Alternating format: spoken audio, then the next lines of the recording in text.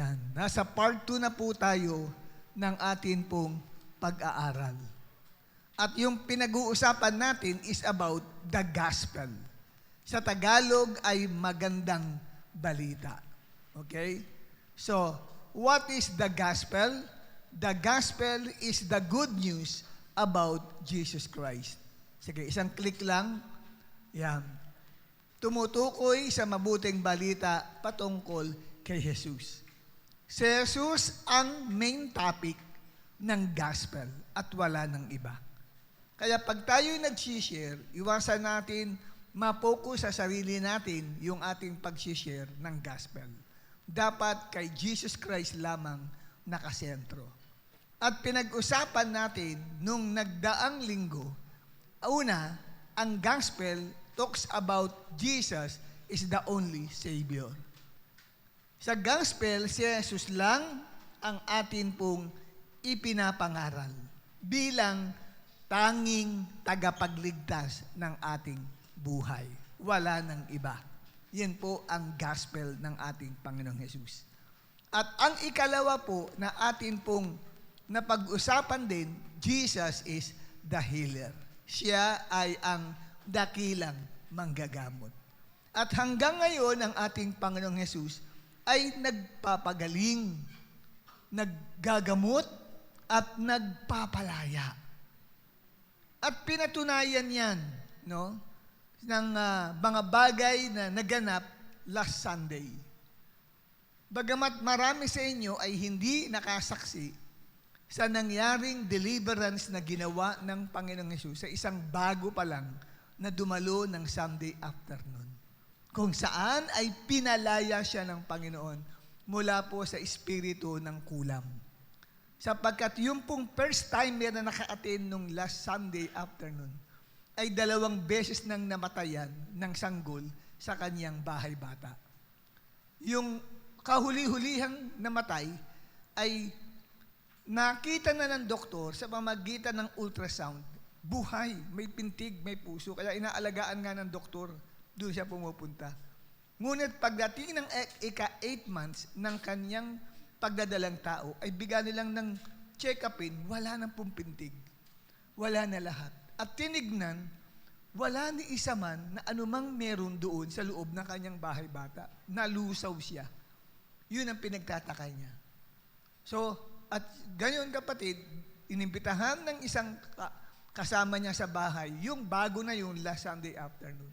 And after the service, pinatunayan na ang pinangangaral natin about the gospel is true. Si Jesucristo ang tagapagligtas, si Jesucristo ang manggagamot. At nagpa-pray siya ngayon. At doon sa prayer na ginawa sa kanya, ay lumabas na meron po palang pumasok sa loob ng katawan niya, isang mangkukulam, isang taong inggit na inggit sa kanya, isang tao na kung saan ay yung kanyang kinakasama ay kursunada pala noong mangkukulam na yun, na babae na yun. Kaya nga po, ang nangyari ay bigang nawala sa sarili yung babae habang pinagpipray. At nang tanungin siya, nagsalita po ito na hindi niya nalalaman.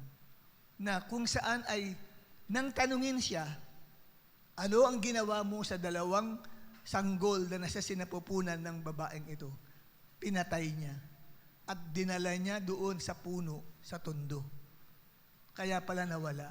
At pagkatapos niyan, kapatid, ay saka siya ipinagpray at pinalaya sa masamang espiritu at ang laking tuwa ng babae sapagkat nakaranas siya ng kalayaan.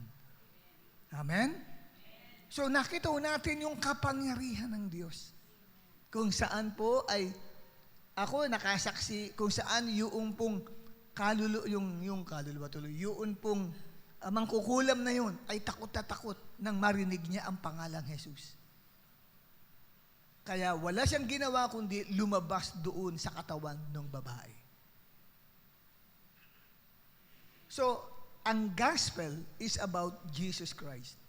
Kaya si Jesus, pag siya'y nangangaral ng gospel, merong kaakibat na mga pagpapalaya sa mga tao. Hindi alam ng babae, may pumasok pala sa loob ng katawan niya. yun ay espiritu ng kulam. Nang tanungin ko nga kapangalan pa nga ng kapatiran natin dito sa church yung pangalan ng mangkukulam Sabi ko sa kanya, ano ang pangalan mo? Sino ka? Luz. O, kapangalan nila. Luz daw ang pangalan. Hindi si Sister Luz Innova yun, ha? Hindi siya mangkukulam. Taga saan ka? Taga Tondo. Bakit mo pinatay ang dalawang sanggol niya? Nagseselos ako sa kanya. Kadalasan ganun, puro selos. Di ba? Ganun din yung pangyayari, may pinagpay tayo, galing pa ng Lucena, pumunta rito para lamang magpa-pray sa ating Panginoong Jesucristo. Yun naman, kinulam din siya. Kaya lang, di ba, preach ko ata ito Sabi ko, anong dahilan? Bakit mo siya kinukulam? Nainggit ako sa kanya, puro inggit Bakit? Mas marami siyang pera kaysa sa akin. Tingnan nyo, nung una ito, kursinada niya kasi yung lalaking kinakasama ng babae. Ito naman, yung isa pang pinagpay sa Lucena na pinasukan ng espiritu ng alam niyo, uso ngayon yung mga espiritu ng pangkukulam. At saka gumagawa ng kababalagan. Pati yung doktor nagtataka. 8 months kitang chine-check up, bigyan na wala na lang. Sinilip yung bahay bata, malinis. At yung menstruation, normal. Pero isang iglap, parang bula na nawala yung pong fetus doon sa sinapupunan. Tingnan nyo, kapatid. Buti na lang, dumalo siya sa gawain, tinanggap niya si Jesus Christ. Amen? At lumabas yung mangkukulam. Bago lumabas, nagsisisigaw pa. Bakit? Takot at takot siya sa pangalan ni Jesus Christ. Yan po, Jesus is the healer. Ngayon, ang ikatlo po nating pag-uusapan, about the gospel, Jesus is coming again as King of Kings. Part po yan ng gospel, ang pangangaral patungkol sa pagbabalik ng ating Panginoong Jesucristo bilang hari ng mga hari. Kaya sa pag-share ng gospel, ay importante po na nababanggit ang patungkol sa ikalawang pagparito ni Kristo. Ang ikalawang pagbabalik ni Kristo ito ay pinahayag na sa Bible. It was foretold in the Bible. Ipinahayag na po ito na si Kristo ay muling babalik. Yung unang pagpunta ni Jesucristo sa mundo, nangyari yan noong time na yon na kung saan ay si Mary ay nagdadalang tao. At hanggang sa ito ay naisilang niya sa isang pasabsaban. Kaya may Pasko tayong pinagdiriwang. Okay? Yun ang unang pagbabalik. Ngunit hindi natapos doon. Dahil ang Panginoong Yesus, nang pagkatapos niyang mapako sa krus, mabuhay na maguli mula sa mga patay, ay ang sabi ay nagpaalam na siya sa kanyang mga alagad habang siya'y umaakyat sa langit. At sinabi ng mga anghel, kung paano niyong nakita si Jesus na umaakyat sa langit, makikita niyo rin siyang bumababa mula sa langit. Tumutukoy sa ikalawang pagbabalik ng ating Panginoong Hesukristo.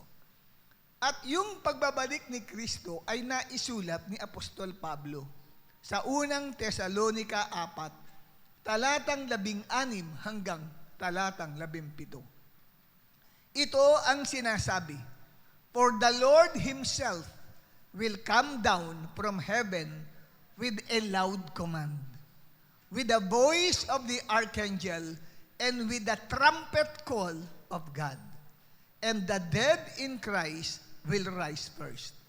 After that, we who are still alive and are left will be caught up together with them in the clouds to meet the Lord in the air. So, we will be with the Lord forever."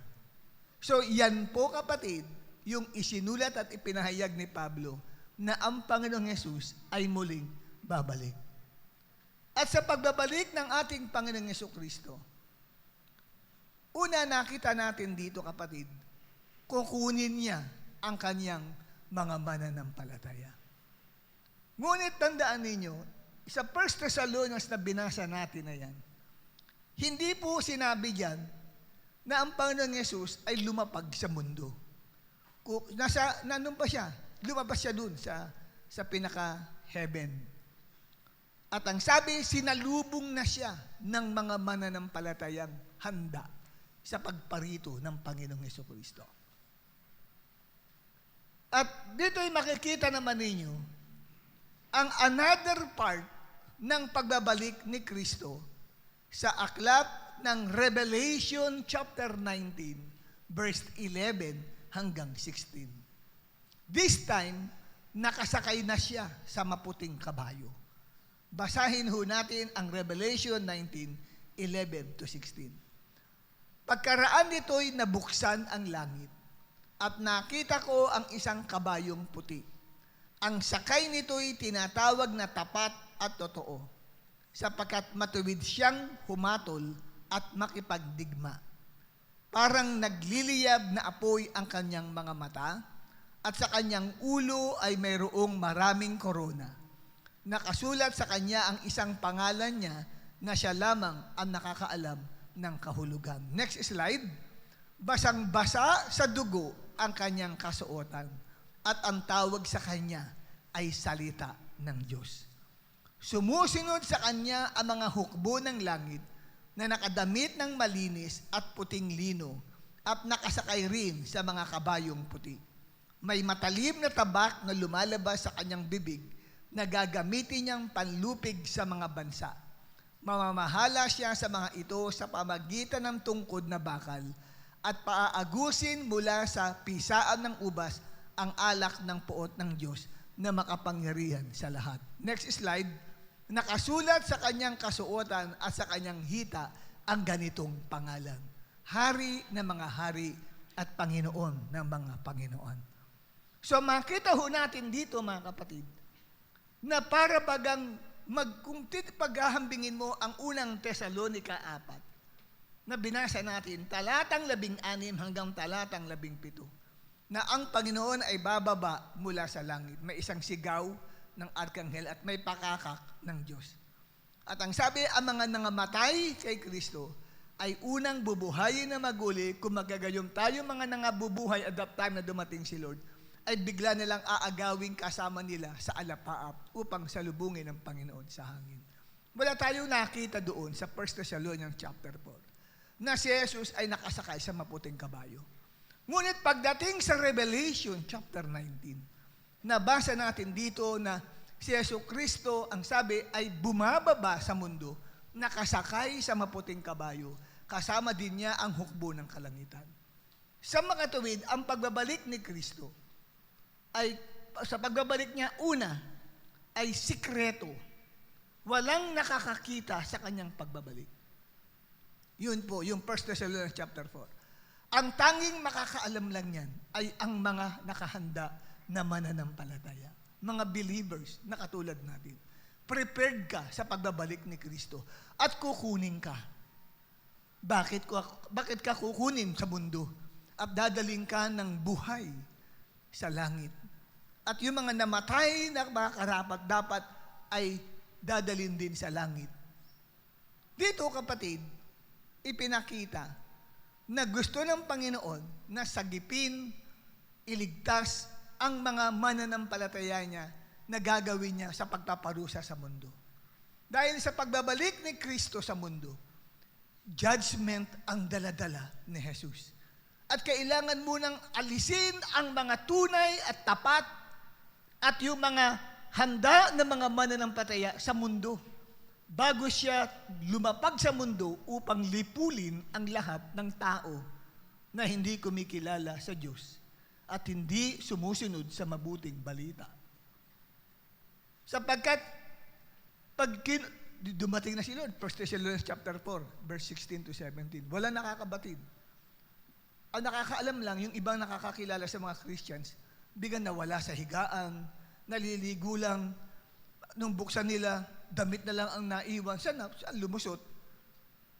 Maraming banggaan na maganap, sapagkat Christian pala, dapat pala yung kukunin ni Lord, biglang nawala yung nagdadrive ng sasakyan Ang daming aksidenteng nangyari. Nagkagulo na lang sila. Then mamaya-maya, bigla na lang bumukas ang langit, nakikita na ng lahat na si Jesus ay dumarating na nakasakay sa maputing kabayo. Kasama ang hukbo ng kalangitan. Ano kapatid, ang nakita ho natin dito na kung saan sa pagbabalik ni Kristo, no, ang mundo, sa pagbabalik ni Kristo sa mundo, may dalawang layunin.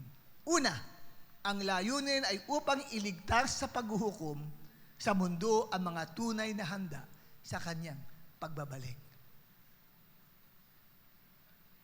Kaya siya babalik, ililigtas niya yung mga tunay na naglilingkod sa kanya. Yung mga handa, prepared sa pagbabalik ni Kristo. Ano ang sabi ng unang Tesalonica 5, talatang 9 hanggang 10? Basahin ho natin. Hindi tayo pinili ng Diyos upang bagsakan ng kanyang puot, kundi upang iligtas sa pamagitan ng ating Panginoong Hesukristo. Namatay siya para sa atin upang tayo'y mabuhay na kasama niya, maging buhay man tayo o patay sa kanyang muling pagparito. So, kailan daw yung gagawin kapatid na tayo ay ililigtas sa puot ng Diyos sa pagbabalik ni Kristo?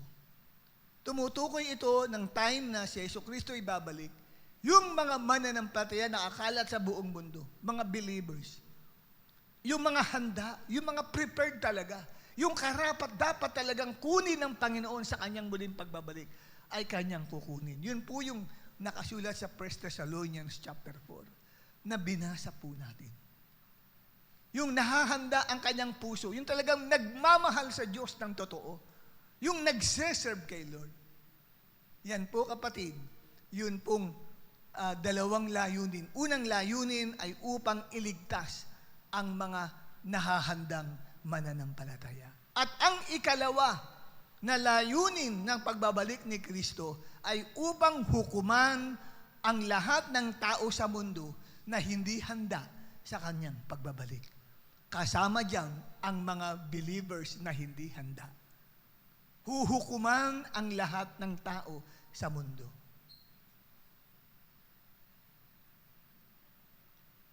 Sa paanong paraan huhukuman? Babalik si Kristo, kukunin niya ang kanyang mga mananampalataya. Secretly yun. Tapos, balik na siya uli, nakasakay na sa mabuting kabayo. May dalang judgment. Totoo ba yan? Tingnan nyo, si Jesus Kristo mismo ang nagsabi. Mateo 24, talatang 37. Ang pagdating ng anak ng tao ay katulad noong panahon ni Noe. Ano ba nangyari noong panahon ni Noe? Ang mga tao ay nagkakasayahan. At biglang-biglang dumating ang dilubyo. Bigla nilang dumating ang judgment sa kanila. Nagkaroon ng walang tigil na ulan na tumagal ng 40 araw at 40 gabi na ulan. Tayo lang, ilang oras lang umuulan, lubog na ang Maynila di ba? Ito ba, 40 days and 40 nights? Di ba? Mahigit isang buwan na walang tigil na lakas ng ulan. So, ang sabi, ang pagdating ni Kristo ay tulad ng panahon ni Noe. Bakit inalin tulad ang pagdating niya? Ano ba ang panahon ni Noe? Panahon ng kahatulan at panahon ng pagliligtas. Ilan na niligtas ng Diyos? 8, si Noe kasama ang pamilya niya. Pero the rest ay nalipol ng Diyos. Ganun ang pagbabalik ni Kristo. Sa pagbabalik niya, ililigtas niya ang mga tunay at tapat niyang mananampalataya. Ngunit, hindi makakaligtas ang mga hindi handa. Bakit? Sapagkat sila lahat ay lilipulin ng ating Panginoong Hesukristo. Yes, mapagbiyaya si Kristo. Pero tandaan ninyo, sa kanyang pagbabalik, hahatulan niya ang mga buhay at ang mga patay. Ang sabi ng Matthew 16 verse 27, next slide, yan, sa right side natin, Mateo 16, talatang 27. Ano ang sabi? Sapagkat darating ang anak ng tao na kasama ang kanyang mga anghel. Uy, darating si Kristo. Kasama ang kanyang mga anghel. At taglay ang dakilang kapangyarihan ng kanyang ama. Sa panahong yun, gagawaran niya ng kabayaran ang bawat tao ayon sa ginawa nito. Pagbabayarin niya ang lahat ng tao sa kanyang pagbabalik. Kung ano ang pamumuhay mo, ano ang ginagawa mo araw-araw, yan ba'y hindi nakalulugod sa Diyos? Kung Kristiyano ka, okay ba ang pamumuhay mo, pagbabayaran ka sa pagbabalik ni Kristo? Kaya nakita ho natin dito, mga kapatid, sa 2 Timothy chapter 4, verse 1, again, sa Modern English Version, ano ang sabi ni Pablo kay Timoteo? I charge you therefore before God and the Lord Jesus Christ, who will judge the living and the dead. Kailan niya hahatulan ang mga nabubuhay at mga namatay na? At His appearing, sa kanyang pagbabalik. At sa kanyang pagbabalik at paghahari and His kingdom. Hahatulan niya ang lahat ng tao ayon sa kanyang ginagawang pamumuhay. Ang ating pinag-uusapan ay napapanahon dahil nakasubaybay ang lahat ng mga estudyante ng eschatology. Pag sinabing eschatology, ito ay pag-aaral patungkol sa huling araw, study of last things. Dito sa Europe na nangyayari, sapagkat iniestima nila na po pwedeng anumang mangyari ay dumating si Kristo. Sapagkat meron pong ika nga ay parang napipintong World War III na pwedeng maganap. Dahil yung labanan ng Russia at Ukraine, nagbabanta ng nuclear war itong si Putin laban po sa mga tumutulong na bansa sa Ukraine. Kaya ang France, ang Germany, at ang Poland ay silang lahat ay nagpiprepare para sa World War III. Ewan ko kung kayo po ay nakakabasa ng mga istorya na yan ngayon. Tapos, walang tigil ang gyera sa Israel ng Iran, ng Hezbollah, at ganoon din ng sa Gaza. So, itong mga senaryong ito ay isa sa mga palatandaan na binigay ni Jesus nang tanungin siya. Sabi ng kanyang mga alagad, Panginoong Jesus, kailan po ba ang inyong pagbabalik at ang katapusan ng mundo? At sinabi ni Jesus, magkakaroon muna ng mga gyera at mga alingaw-ngaw na mga gyera. Ang mga bansa ay maglalaban sa bansa, kaharian laban sa kaharian. So, mga palatandaan ng pagbabalik ni Kristo. Kaya dito po, nakita ho natin, mga minamahal, sa pagbabalik ni Kristo, anong gagawin niya? Iingatan niya ang mga handa. Kukunin niya yan. At huhukuman naman niya ang mga tao na hindi handa na humarap sa Kanya. Sa aklat ng 2 Tesalonica 1, talatang 7. Ito ang sulat naman ni Pablo. Kayo namang mga nagtitiis ay aaliwin niyang kasama namin kapag ang Panginoong Hesus ay inihayag na mula sa langit kasama ang kanyang mga makapangyarihang anghel. O tingnan nyo, binabanggit. Sa pagbabalik ni Kristo, may kasama si Jesus na mga makapangyarihang anghel. Yun yung binabanggit kanina sa binasa natin. At sinasabi niyang aaliwin. Sino yung aaliwin? Pag binasa ninyo ang verse 6, ito yung mga Christians sa Thessalonica na dumadaan sa mga problema at pagsubok. Inuusig. Pero ang sabi, aaliwin kayo pag ang Panginoong Hesus ay nahayag na mula sa langit kasama ang kanyang mga makapangyarihang anghel na may naglalagablab na apoy. Sa pagbabalik ni Kristo, makikita ng mga tao sa buong mundo. Live siya via satellite sa lahat ng mga iba't ibang mga news outlet Sa buong mundo, BBC, NBC, ABC, no? Lahat yan, kapatid, kita nila may bumababa mula sa langit, dala-dala ang malaking apoy na bumabagsak sa mundo. At ano ang gagawin ni Kristo? Verse 8, parurusahan niya sa kanyang pagbabalik ang lahat ng hindi kumikilala sa Diyos. Mga unbelievers ay hindi makakalusot sa parusa ng Diyos. Ang mga magulang mo, ang mga kapatid mo, ang asawa at anak mo, ang mga apo mo na hindi kumikilala sa Diyos, hindi naglilingkod sa Diyos, ay parurusahan sa araw ng pagbabalik ni Kristo. Pwede yung boyfriend mo na hindi mo madala-dala sa gawain ng Panginoon ay kasama ring parurusahan ng Diyos sa pamagitan ng naglalagablab na apoy.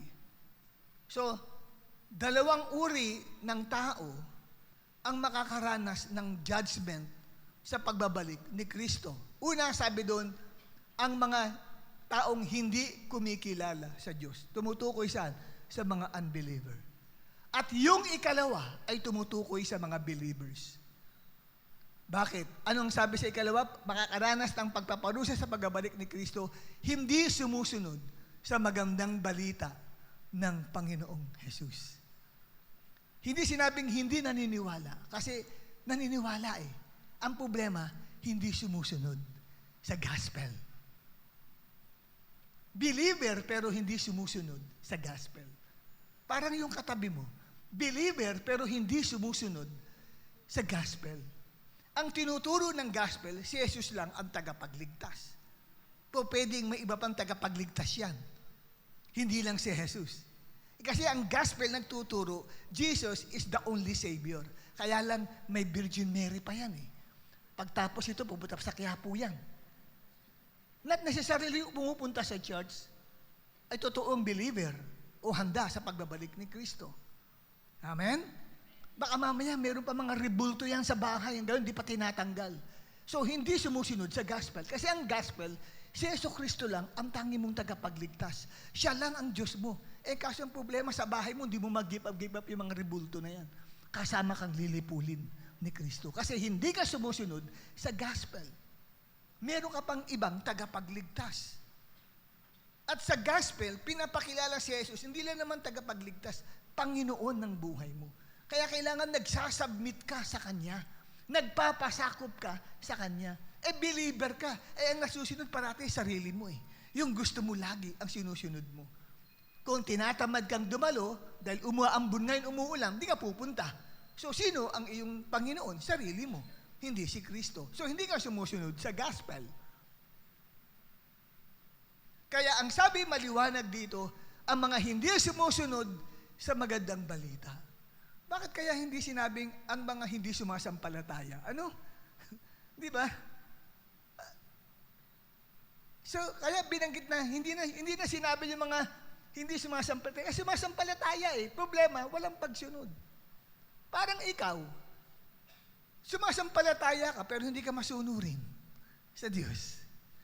Di ba? Lagi na lamang sarili mo ang inuuna mo. Amen? Kaya napaka-importanteng maunawaan natin yan.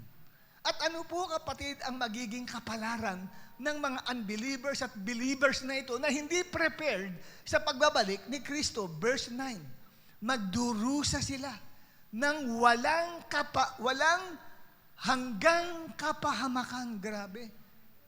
Walang hanggang kapahamakan at mahihiwalay sila sa Panginoon sa dakila niyang kapangyarihan.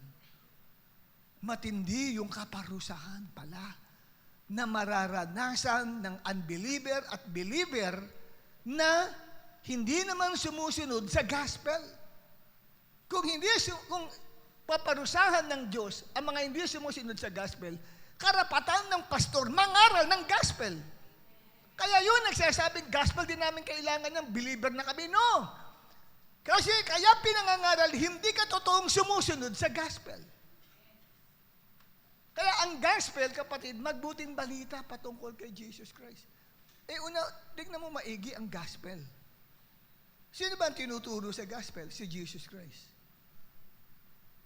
O sino si Jesus? Basahin mo ang buong Biblia, makikilala mo kung sino siya. Ang sabi ni Jesus, tinatawag niyo akong Panginoon. Di naman yung sinusunod ako, sabi ni Yesu Cristo. Tsaka sa Mateo 7:21 hanggang 23. Marami magsasabi sa akin sa araw na yun, sabi ni Yesu Cristo. Panginoon, Panginoon. Pero hindi sila papasok sa langit. Oh, tumatawag sila, believer. Bakit hindi sila papasok sa langit?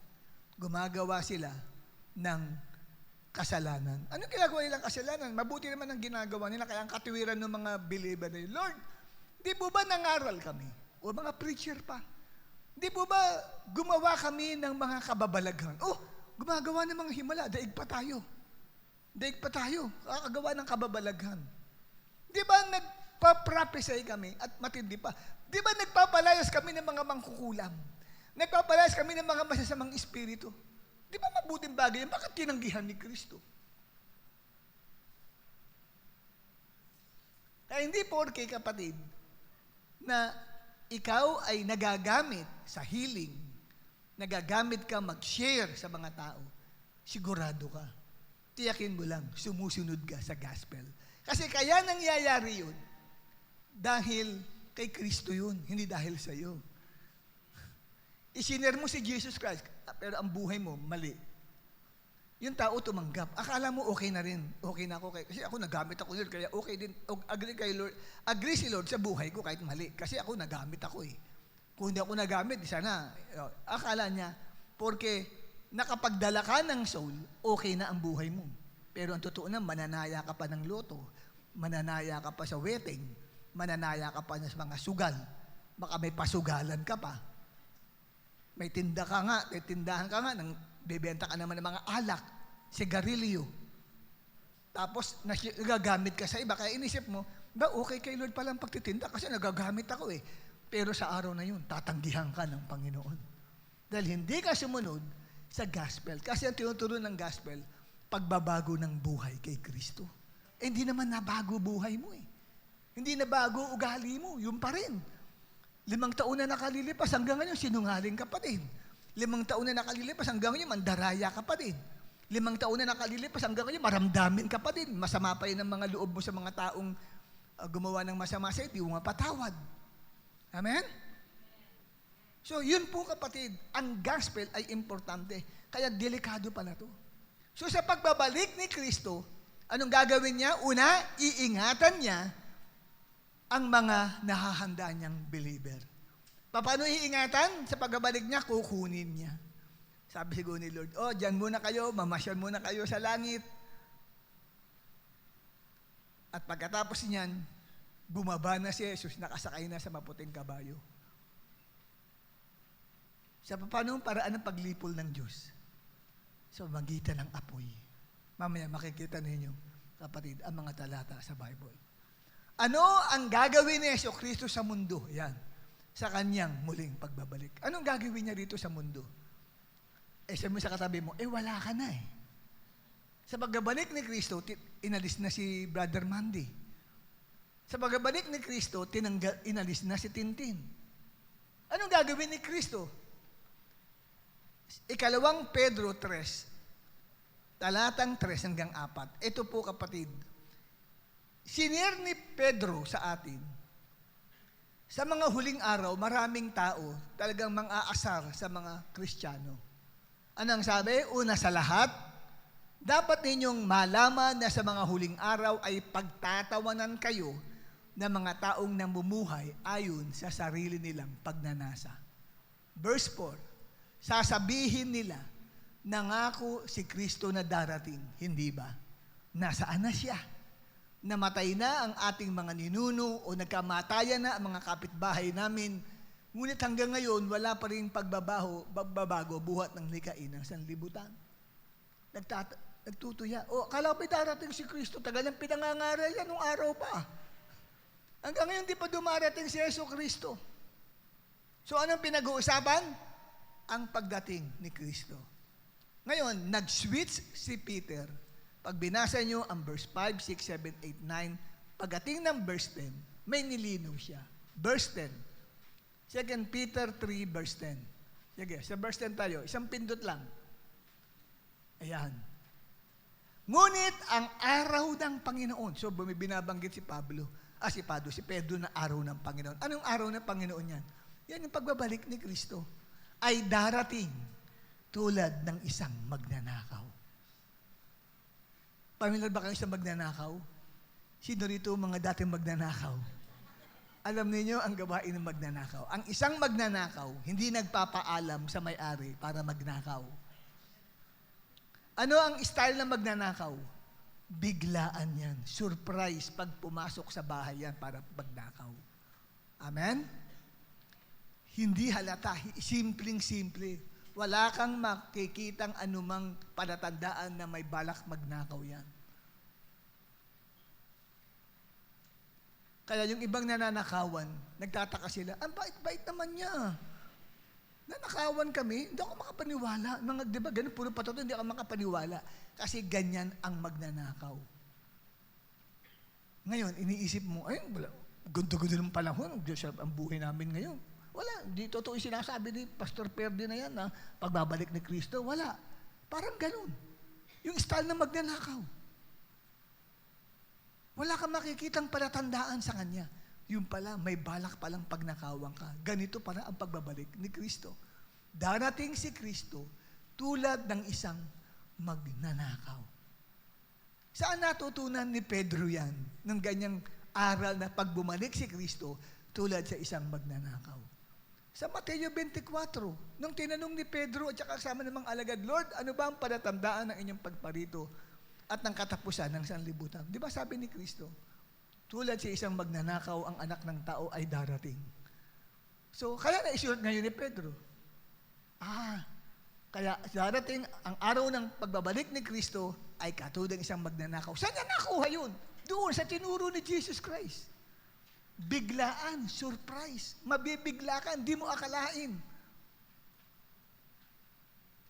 Na isang araw, ang sarap ng tulog mo, paggising mo, yung asawa mo na handa pala sa pagbabalik ni Kristo, nawala sa, akala mo, nag-CR lang. Nang buksan mo yung CR, wala rin.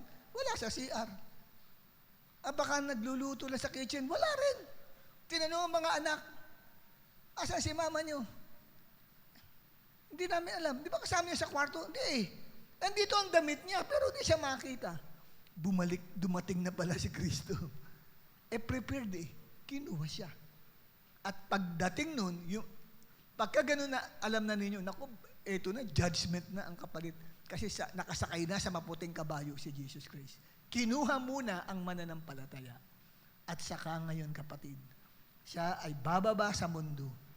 At sa pagbaba niya sa mundo, ano ang sabi, kapatid, mangyayari? Sa araw na yun, ang kalangitan ay biglang mawawala. Kasabay ng isang malakas na ugong. Mayroong mangyayaring malakas na ugong, maririnig sa buong mundo. Lahat ng tao maglalabasan sa kalsada at nakatingin sa langit. Ano nangyayari ng lakas-lakas ng ugong? At ang sabi, kapatid, makikita nila sa tindi ng apoy na daladala ni Kristo. Pati ang araw ay hindi kaya yung init na dala ni Kristo. Hindi kayang matiis ang apoy na dala ni Jesucristo. Pati ang araw, ano mangyari sa araw at buwan at mga bituin? Matutupok. Hindi kakayanin. Ang mundo at ang lahat ng mga bagay na naririto, mga pera mo, mga pinag-ipunan mo, pinundar mo, lahat ay mawawala. Bakit? Tutupukin ng apoy ng Diyos. Lahat ng pinagtitiwalaan ng tao ay mawawala. Walang saysay. Pinagtrabahuhan mo yan, hindi ka dumalo ng church at puro ka trabaho dahil gusto mo makaipon, magugulat ka na lang. Mawawalang saysay.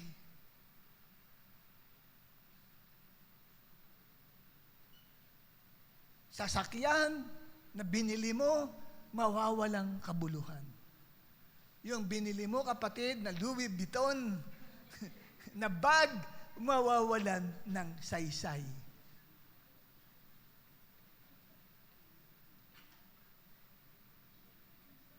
So lahat ng yan, ay mababaliwala. Kaya huwag kang pumukus sa mga material na bagay. Kaya, makita ninyo, may mga Christians, they don't love the world. Neither the things that are in the world. Hindi nila minahal ang mundo. Minahal nila si Kristo kasi alam nila yung truth. Na huwag tayong tumingin sa mga bagay na nasisira sapagkat ang mga bagay na yan ay pansamantala lamang. Bakit sinabi ni Pablo pansamantala? Alam nila na darating ang araw na si Kristo pag dumating, lahat ng mga minamahal ng tao na material na bagay ay mawawala. Hindi ka makadalo-dalo ng linggo dahil di mo maiwan ang bahay mo, dahil iniisip mo ang bahay mo ay kailangan linising maigi sa araw na yun, kapatid. Yung bahay na yan na mas minahal mo kaysa sa Diyos, ay mawawala lahat. Sapagkat si Kristo ay darating, may dalang naglalagablab na apoy para tupukin ang lahat ng bagay na minahal mo sa iyong buhay. Ano ang gagawin natin para hindi tayo maparusahan sa mundo sa kanyang muling pagbabalik? Tinuturuan tayo ng Bible, tayo mga Kristiyano. Ano ang dapat nating gawin o isagawa upang tayo, kapatid, ay hindi po mapasama sa mga lilipuli ng Diyos sa mundong ito? Sige, verse 11 ng 2 Peter. At dahil, sabi ni Pedro, at dahil ganito ang magiging wakas ng lahat ng bagay. Ano ba kung ano yung wakas ng lahat ng bagay? Sabi ni Pedro, dahil ganito ang magiging wakas ng lahat ng bagay, mamuhay kayo ng may kabanalan.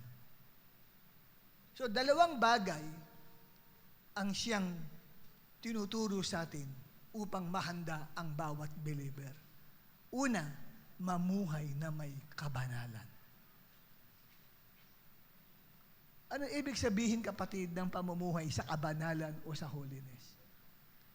Ang kabanalan, ibig sabihin yan, hindi yan yung hindi ka nakakagawa ng anumang pagkakasala o ikaw ay sinless. Hindi yun ang ibig sabihin ng kabanalan. Ang kabanalan, ibig sabihin yan, ay ikaw ay inihiwalay sa iba. Ibinubukod ka sa iba. Ikaw ay isang espesyal. Inilalayo ka sa iba. Yun ang kabanalan. So, kung ikaw, kapatid, ay tinawag ng Diyos maglingkod sa Kanya, yun ang wag mong pababayaan kasi ibinukod ka sa iba. Kaya pansinin ninyo, pagdating ng linggo, sino mga iiwan mo? Yung mga pamilya mo doon, nakahiga pa hanggang ngayon, ikaw saan ka pupunta? Sa church. Bakit nangyayari yun? Kasi you are separated from them. Yun ang holiness. Inihiwalay ka sa iba. Bakit sa mga barkada at kaibigan mo, may plano kayo na linggo, sa shopping, magmumol, punta ng Divisoria. Bakit humiwalay ka sa kanila? Kasi araw na linggo, kay Lord ako eh. Kabanalan yun. Yun ang holiness. You are being separated from others. Kaya ka nandito. Okay? Kasi kung ikaw ay, kaya yung taong nabubuhay sa kabanalan, when it comes to God, nagiging priority ang Diyos. Kaya nga, pagdating sa kabanalan, ano ikalawa? Pagiging makadiyos. Pag araw ng linggo, ikaw ba'y makadivisoria o ikaw ay makadiyos? Pagdating ng araw ng linggo, ikaw ba ay makabahay o makadiyos? Pag sinabing makabahay, ibig sabihin, mas priority mo yung bahay. Pag sabi makadiyos, makadiyos, di ba? Ibig sabihin, pinapriority mo. Parang ganito yan. Meron kang apo. Ikaw si lola, ito si lolo. Si apo lumalakad. Pareho kayo, malayo kayo. Apo, halika. Si lolo, halika. Tapos biglang tumakbo kay lola. Hindi kay lolo. Anong sasabihin ni lolo? Talaga namang apo ko ito, makalola. Amen?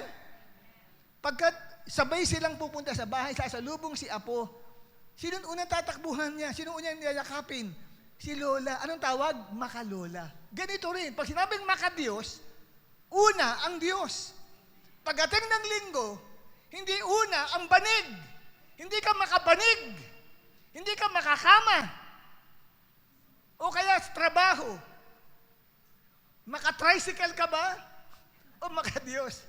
Purihin ng Panginoon, nakasama natin si Brother Alan. Hindi siya maka-tricycle, siya ay maka-Diyos. Kasi una niya ang Diyos. At anong sabi rito, kapatid?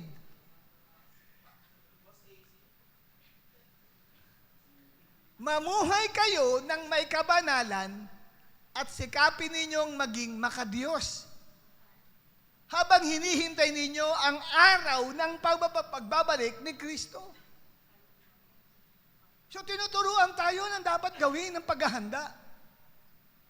Ngayong linggo, nasaan yung dati mong kasama?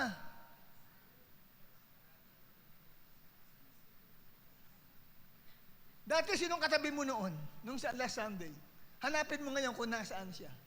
Pag nagkita kayo, ikaw ba'y maka-Diyos o ikaw ay saan ka ba nagpunta? Punta ko ng nagtinda pala ako. Makatindahan ka ba? Makanegosyo ka ba o ikaw ay maka-Diyos?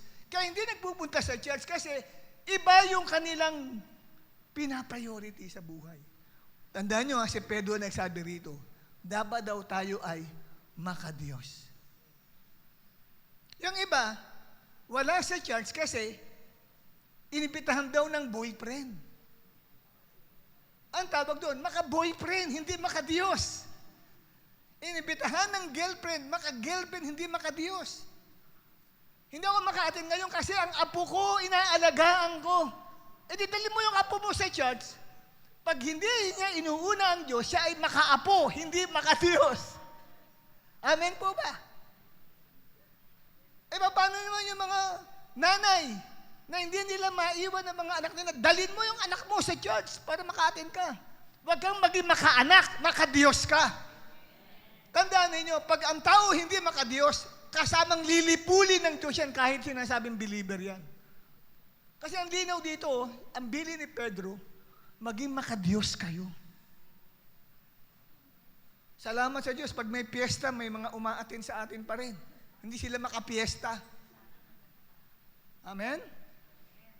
Yung iba, may Bible sa atin tayo, pag may patay, natapat na may patay sa isang baryo o sa kapitbahay nila, hindi dadalo ng gawain. Ano sila sa patay? Makapatay. Hindi maka-Diyos. Hindi ganun. Akala nila, akala okay lang yun. No, pag bumalik si Kristo, biglaan yan, lilipulin sila. Magtataka sila. Believer naman ako Tinanggap ko naman si Jesus bilang Panginoon at tagapagligtas. Oo, pero hindi ka naman maka-Diyos Ikaw ay makapatay. Makapiesta. Di ba? Yung iba naman, hindi makadalo sa church hanggang di kumakain. Makapagkain. Amen? Dapat maka-Diyos. Amen? At ano ang sabi ng verse 12? Habang hinihintay ninyo ang araw ng Diyos, dapat ngayon pa lang nabubuhay na tayo sa kabanalan at nagiging maka-Diyos ang bawat isa sa atin. At magsikap kayong mabuti. So, bili ni Pedro yan. Pagsikapan ninyo na maging ganun ang buhay nyo. Upang dumating agad ang araw na ang kalangitan ay matutupok at ang mga bagay na naroroon ay matutunaw sa matinding init. Matindi po pala ito, kapatid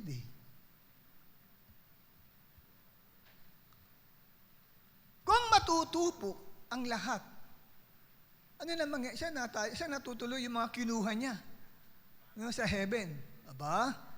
Anong gagawin ni Kristo pagkatapos niyang tupukin ang mundo sa pamagitan ng naglalagablab na apoy? Next slide natin. Sige. Ilalagay niya ang mga nahahanda sa kanyang pagbabalik sa bagong lupa at bagong langit na gagawin niya. May inihanda na bagong lupa at bagong langit. 2 Pedro 3:13.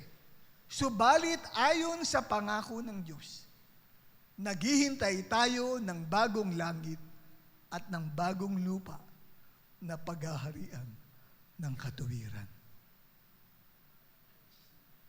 So may new heaven and new earth. Natitirhan yung mga nahahanda niyang mananampalataya. Kung inyong i-recall yung tinuro ni Pastor Jace, lalo na nung Sunday morning, inulit niya ng afternoon yun, nung last Sunday, tumalakay siya patungkol sa 10 foolish virgin, 10 wise, 10 virgins. 5 wise, 5 foolish, mangmang. Tapos, kasalan po yun nang dumating na po yung groom, yung hindi nahanda, hindi prepared, lumabas, naganap ng tindahan para makabili ng oil. Yung nakapasok at nakasama sa kasalan ay yung 5 prepared. At nung dumating yung 5 mangmang, kumakatok, pinagsarhan na sila ng pintuan. Lumayo kayo, hindi ko kayo kilala. Diyan na nga ang pagtangis at pagngangalit ng kanilang ngipin. Ano ibig sabihin nun? Judgment. Yung mga 5 foolish virgins suffered judgment sa pagbabalik ng groom. Sino yung groom na nilalarawan? Si Kristo. Kasi hindi sila prepared. Hindi handa. Ang hirap pagka maka-worldly ang isang believer at hindi maka-Diyos. Pag sinabi maka-worldly, makasanlibutan.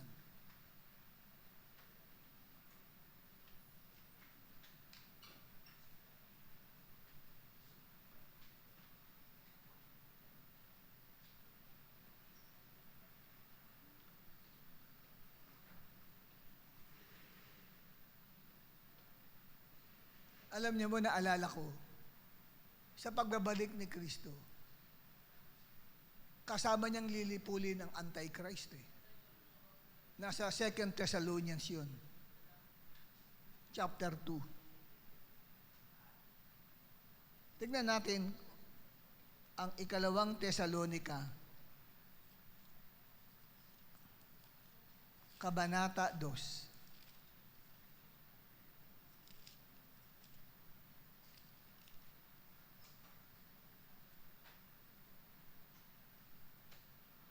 Una muna, verse 1 to 4 tayo basahin.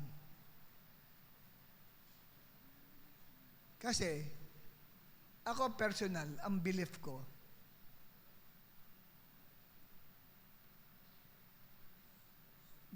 hindi ako naniniwala na si Kristo ay darating muna bago magkaroon ng 7 years tribulation period. Sa akin, dadaan ang lahat sa 7 years tribulation, saka darating si Kristo. Kasi mauuna munang lumitaw ang Antichrist bago si Christ, yung tunay na Christ. Ayan, 2 Thessalonians chapter 2, verse 1 to 4. Basahin ho natin, kung may Bible kayo. Gusto ko namang sabihin sa inyo ang tungkol sa pagdating ng Panginoon nating si Jesus Christ at pag-gather niya sa atin para makasama natin siya. Nakikiusap kami sa inyo, mga kapatid. So, binabanggit ni Pablo rito patungkol sa pagbabalik ni Kristo. Huwag sana kayong malito agad o maguluhan sa mga balitang dumating na daw ang araw ng pagdating ng Panginoon. Huwag kayong maniwala kahit sabihin pa ng iba na nagpahayag kami, nag-preach o may sinulat kami tungkol doon. Huwag kayong magpapaloko kahit kanino sa kahit na anong paraan. Hindi pa dadating ang araw na yun. Ano yung araw? Yung pagbabalik ni Kristo. Magre-rebelde muna ang mga tao. So, mayroong tinatawag na apostasy sa mga tao.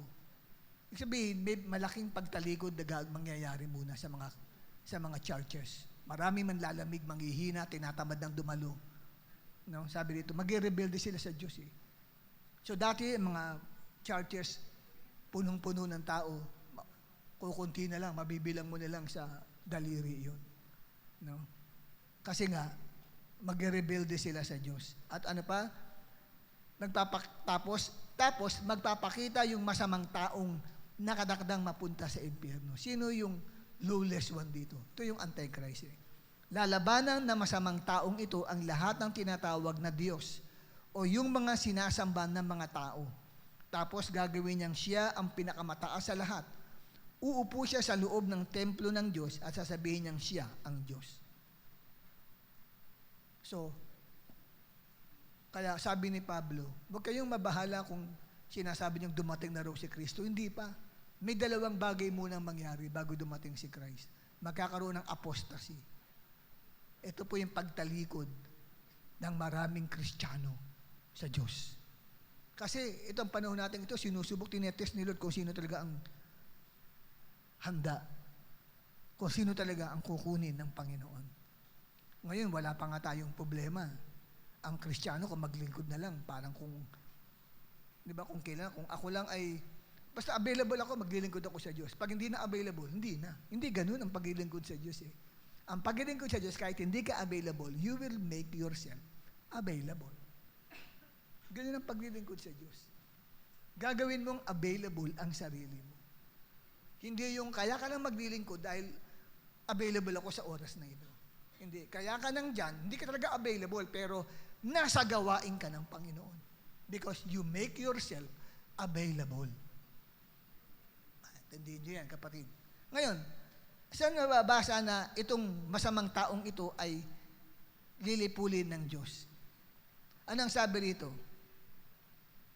Verse 8, pagdating ng Panginoong Jesus, papatayin niya ang masamang tao sa isang hingalang at pupuksain yun ng nakasisilaw na liwanag ng Panginoon. So, kailan niya lilipulin yung masamang taong pinabanggit? Capital M na masamang tao. Ito yung Antichrist sa pagbabalik ni Christ. Kaya hindi lamang, kapatid, yung mga lilipulin niya, yung mga taong hindi kumikilala sa Diyos at yung mga taong hindi sumusunod sa mabuting balita. Ito yung mga taong hindi makadiyos, yan yung mga kanyang lilipulin at kasama ang Antichrist na lilipulin ng ating Diyos. Ang tanong, ba't hindi pa dumarating si Jesus Christ? Ang tagal ng pinangako yan. Ang totoo, nung ako'y maging pastor, 1987 pa, pinipitch ko na patungkol sa pagbabalik ni Kristo. Kaya may isa nga tayong pastor, hindi na nga raw nag-asawa dahil akala niya darating na anytime si Lord eh. Kaya tumandang-dalaga na siya. Akala niya kasi darating na si Lord, kaya sabi niya, what's the use pa na mag-asawa? Oh. Kaya nung birthday niya, namagit niya yun. Nung nag-celebrate na kanyang birthday. Sabi niya, si Kuya kasi tawag sa akin, si Kuya kasi nangaral ng patungkol sa pagbabalik ni Kristo, kaya akala ko any moment, dumating na siya. Oh. Ngayon, ang tanong, bakit nadidelay ang pagdating ni Kristo? Next slide natin. Bakit hindi pa dumarating si Kristo? Verse 14, andyan no? Kaya nga, mga minamahal, habang naghihintay kayo, sikapin ninyong kayo'y madatnang mamuhay ng mapayapa. Sabihin, ito pala, habang naghihintay tayo sa pagbabalik ni Kristo, mabuhay ng mapayapa. Ano ibig sabihin yan? Huwag kayong mag-aaway-away, lalo na kayong mga mananampalataya, tampuhan, inggitan, kwentuhan ng kung ano-anong masama doon sa isang kapatiran, tisuran. Huwag daw po, kasi bakit? Pwedeng hindi ka makwalify sa pagbabalik ni Kristo pagka ganyan ka. Okay? Walang dungis at walang kapintasan. Kung maaari, no? Yan ang sabi ng Bible. Verse 15, isipin ninyo, kaya nagtitimpi ang Panginoon. Anong nagtitimpi? Ibig sabihin, kaya hindi pa siya dumarating, ay upang bigyan kayo ng pagkakataong maligtas. Sino bang kausap niya rito? Ni Pedro. Unbeliever ba? Sulat niya sa 2 Peter. No. Believer. Pero binabagit niya, gusto niyang kayong maligtas. Saan maligtas? Sa tiyak na kapahamakan kung kayo ay hindi prepared. Binibigyan niya ng pagkakataon ang tao para maligtas. Bawat believer. Kaya habat may chance, magbago ka na. Lumapit ka sa Diyos. Kung may niyayakap kang kasalanan, magbago ka na ng iyong buhay. Lumapit ka kay Kristo. Humingi ka ng tawad at magpa-revive ka. Hindi po pwede yung kapatid na alanganin ang spiritual life mo. Oo, umaatin ka nga ng linggo. Pero ang buhay mo naman, Lunes hanggang Sabado, ay katulad ng pamumuhay ni Satanas. Wala din yun. Diba? kailangan tayo ay mamuhay na nakalulugod sa harapan ng Diyos. Maging makadiyos ang bawat isa sa atin. I-priority natin si Jesus. So, yan ang gospel ng Panginoon. Si Jesus ay muling babalik. Kukunin niya ang mga nahahanda, ngunit parurusahan niya ang mga unbelievers at ang mga believer na hindi makadiyos at hindi sumusunod sa gospel. O napakinggan mo ang gospel. Ang tanong, susundin mo ba ang gospel? Si Jesucristo lang ba ang iyong tagapagligtas? O meron ka pang ibang tagapagligtas? Baka pagkatapos ito, after na punta ka ng Quiapo o ng Baclaran. Dapat po, surrender mo na ang lahat ng iyon. Kasi may ganun, di ba? Committed, pero hanggang ngayon, nag-rosaryo ka pa. Baka may nakatabi pang rosaryo dyan, i-give up mo na yan. Di ba? Hindi mo tanggap ang gospel. Kasi ang gospel, si Kristo lang. Si Kristo lang. Christ is the answer. Anong awit yun? Christ is the answer. Di ba? Paano ba ang tono nun? Sweetheart, ano ba yung Christ is the answer? To all my longings. Si Jesus lang ang kasagutan. Yan ang gospel. Si Jesus Christ lang. Wala nang iba. Huwag ka na magkaroon ng ibang Diyos sa buhay mo. Si Kristo lang. Siya ang tanging Panginoon na tagapagligtas. Huwag ka nang mag-idol pa ng mga artista. O huwag mo nang i-idol pa ang mga Koreano. Nag-idolize ka pa ng Koreano. Akala mo hindi alam ng Panginoon yan? Pagka hindi mo give up ang mga idol mo ng mga Koreano na yan, kapatid, hindi ka sumusunod sa gospel. Dapat si Jesus Christ lang eh. Eh kaso may mga ina-idol ka, pati boyfriend, girlfriend mo, hindi mo alam, ina-idolize mo na yan. Baka pera rin, ina-idolize mo na yan. Trabaho mo, ina-idolize mo na rin yan. Amen? Baka isa sa mga ina-idolize mo ay yung beauty mo. Kaya ang laki na nagagastos mo, kapatid, sa pagpapaganda. Pero pag bigay mo ng tithes kay Lord, kukunti lang. Pag bumili ka ng dress, 2,000, pero yung tithes mo na 5,000, di mo maibigay. 500 lang, binibigay mo kay Lord. Hindi ka makakaligtas sa parusa ng Diyos. Akala mo makakasama ka sa rapture. Hindi pala. Makakasama ka sa lilipuli ng Diyos. Dahil ang sasabihin sa iyo ni Lord, pinits yan ng pastor ninyo na ang sabi ay parurusahan niya ang mga hindi kumikilala sa Diyos. Eh kumikilala naman po ako. Ikalawa, ang hindi sumusunod sa gospel. Naniniwala ka sa gospel. Pininiwalaan mo yan. Problema, hindi mo sinusunod ang gospel. Si Jesus lang ang tanging tagapagligtas, ang tanging Panginoon, at tanging Diyos sa buhay mo. Hindi ka magkakaroon ng ibang idol sa life mo. Yung iba, in-idol ang pag-aaral. Binaliwala ang paglilingkod sa Diyos. Basta makakamit lang ng kanilang mga, tawag dito, ng honor. O yung gumraduate pero backslider sa Lord. May ganun, gumraduate with honors pero ang kalagayan backslider sa harapan ng Diyos. O yumaman ka. Nagkamotor ka.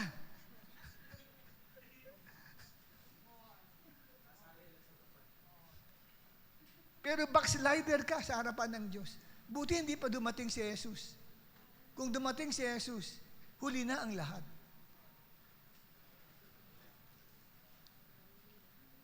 Kaya binibigyan pa tayo ng pagkakataon ni Lord. Amen? Naunawaan nyo? Binibigyan pa tayo ng chance ni Lord. Pwede pong ipakita natin ang 2 Peter 3 verse 9. May kinalaman yan sa pagbabalik ni Kristo.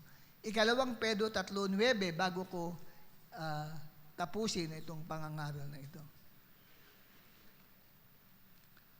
Pakita natin, sino pong in charge dyan? Ikalawang Pedro 3, talatang 9. Ayan. Basahin natin Sabay-sabay. Wala ba tayong Tagalog version dyan? Wala. O sige, English. Sige. Sino nakakaunawa ng English? Taas ang kamay nakakaunawa ng English. Sige, naintindihan niyo po yung English, please. O, kunti lang nga nagtaas ng kamay, pakitranslate sa Tagalog sa katabi mo. Okay, ready? 1, 2, 3.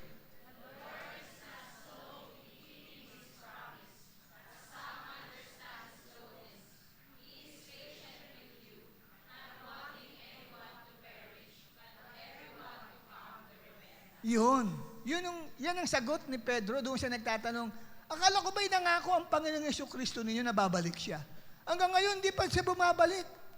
Namatay na mga ninuno namin. Hanggang ngayon, hindi pa siya dumarating. O, di ba? Anong sabi ni Pedro, verse 9? Ang Diyos ay hindi napagpapaliban sa kanyang mga pangako.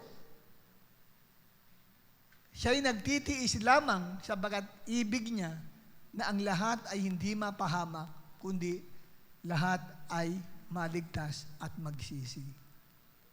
Yun ang gusto ng Panginoong Jesucristo. So, ano yung binabanggit sa 2 Peter about second coming ni Jesus Christ? Pagdating ng verse 10, ngunit ang araw ng Panginoon ay darating bilang isang magnanakaw. Biglang mapupugnaw ang lahat ng bituin araw at mga buwan sa pagbabalik ni Kristo. May judgment na dala. Ang tanong, kung dumating si Lord ngayon, nakahanda ka ba? Wala bang maipipintas ang Panginoong Jesucristo sa iyo? Maka-Diyos ka ba? Hindi ka ba maka-apo? Maka-Diyos ka ba? Hindi ka ba maka-anak? Makatrabaho ka ba? Hindi ka ba maka-Diyos? Ikaw ba'y makapag-aaral? Maka-boyfriend ka ba? Makapamilya ka ba? At hindi ka maka-Diyos? Kaya wala ka sa church ngayon ay sapagkat iniisip mo, priority ko ang pamilya ko. E di dalhin mo ang pamilya mo sa gawain. Kung priority mo ang pamilya mo, unahin mong dalhin sila, kaladkarin mo sa church. Hindi ikaw ang kakaladkarin ng pamilya mo sa ibang lugar para magliwaliw. May swimming kami ng pamilya ngayon. Dalhin mo sila sa church. Huwag kang papayag. Dapat maging maka-Diyos ka. Amen? Yan po yun. Dalhin mo sila. Ang anak mo, dalhin mo sa gawain sa Panginoon. Ang apo mo, dalhin mo sa gawain sa Panginoon. Ang boyfriend mo, ang girlfriend mo, o ang mga exes mo, kapatid.